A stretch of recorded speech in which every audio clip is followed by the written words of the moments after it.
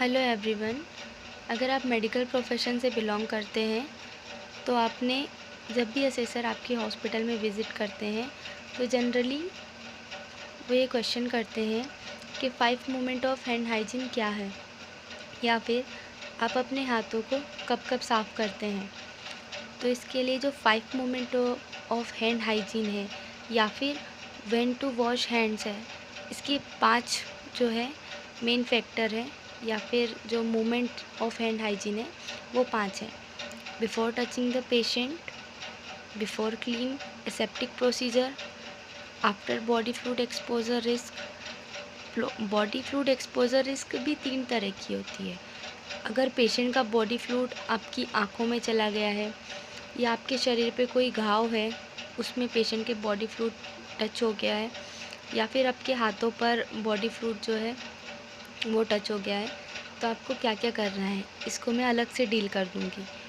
After touching the patient surface item और after touching the patient, इसको आप ऐसे भी याद कर सकते हैं, after and before patient touching, after touching the patient surrounding, after body fluid risk. और कोई भी एसेप्टिक प्रोसीजर आप कर रहे हैं उसको परफॉर्म करने से पहले तो आपको हैंड वॉश करना ही है, ठीक है। जब भी आप हैंड वॉश करेंगे you should check your nails trimmed होना चाहिए, आपके नाखून छोटे होना चाहिए। रिमूव ज्वेलरी, अगर आपने कोई रिंग पहनी है, वॉच पहनी है या फिर कंगन वगैरह पहने हैं, चूड़ी पहनी है, तो आपको उसको रिमूव करना है, उसके बाद ही आपको हैंड वॉश करना है।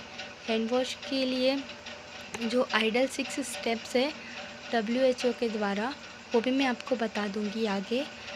एल्कोहल हैंड रब से जब आप अपने हाथों को क्लीन करते हैं तो ये 20 to 30 सेकेंड्स का टाइम होता है।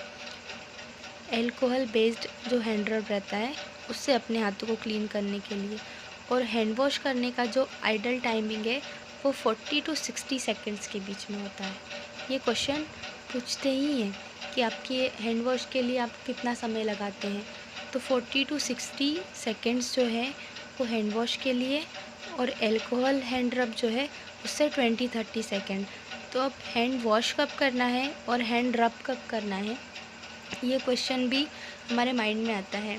तो हैंड रब जो है, जैसे अगर हमने पेशेंट की फाइल को छुआ या फिर हमने बेंच पे हाथ रखा है या ऐसी कोई भी प्रोसीजर हम कर रहे हैं जिसमें हमारे हाथ जो है वो विजिबली डर्ट जो उसमें विजिबल नहीं हो रही है, तब हम अपने हाथों को हैंड रब से क्लीन कर सकते हैं। लेकिन अगर आपको आपके हाथों पर डर्ट लग रहा है या गंदगी दिखाई दे रही है, विजिबल हो रही है, तब आपको हैंड वॉश करना है। हैंड वॉश करने के लिए आप लिक्विड जो फॉर्म में सोप होता है ना, लिक्विड फॉर्म में, उसका यूज़ करना चाहिए, क्योंकि वो जो रहता है ना वो सेफ़ रहता है। सोप जो रहती है वो रिकरेंट सबके हाथों में बार बार यूज़ होने से उसमें इन्फेक्शन के चांसेस बढ़ते हैं। तो आपकी फैसिलिटी पे जो हैंड वॉश करने के लिए एक अलग से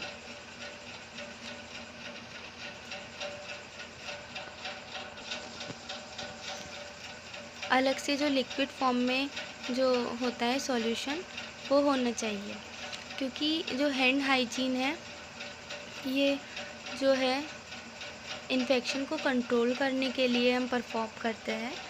तो अगर हम सोप का यूज़ कर रहे हैं और एक ही सोप से बार बार अगर लोग हाथ धो रहे हैं तो फिर ये इन्फेक्शन को प्रिवेंट करने के बजाय इन्फेक्शन को और ज़्यादा बढ़ाने का काम करता है।